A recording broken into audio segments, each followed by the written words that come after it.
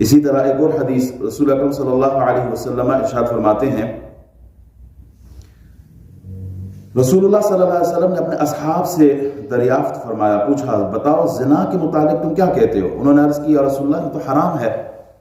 اللہ اور اس کے رسول نے اسے حرام فرمایا ہے اور یہ یوم قیامت تک ہی حرام رہے گا۔ تو رسول اللہ صلی اللہ علیہ وسلم نے ارشاد فرمایا لَأَن يَزْنِيَ الرَّجُلُ بِعَشْرِ نِسْوَةٍ أَيْسَرُ عَلَيْهِ مِنْ أَن يَزْنِيَ بِامْرَأَةِ جَارِهِ، فرمایا کسی مرد کا 10 عورتوں سے زنا کرنا اپنے ہمسائے کی عورت کے ساتھ زنا کرنے سے گناہ میں ہلکا ہے۔ 10 عورتوں سے زنا کرنا ایک طرف اور اپنے ہمسائے پڑوسن سے زنا کرنا ایک طرف، بلکہ وہ 10 عورتوں سے زنا کرنا اتنا خراب اتنا برا نہیں جتنا یہ اپنے ہمسائے سے کرتا ہے۔ احباب،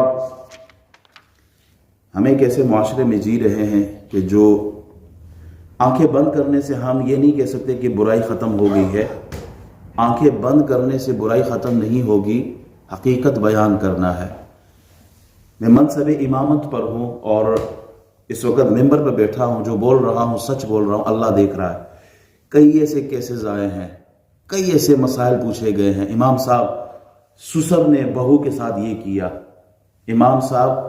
دیور نے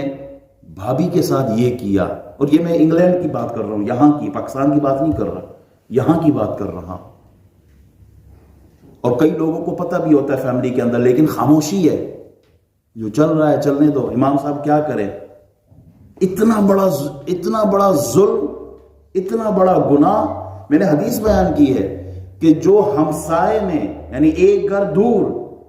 دیوار صرف شریک ہے یہ گناہ ہوتا ہے تو اتنا برا، اتنی سخت وعیدیں ہیں، تو جو گھر کے اندر ہوتا ہے ان کا کیا حال ہوگا، ان سے اللہ کتنا ناراض ہوگا،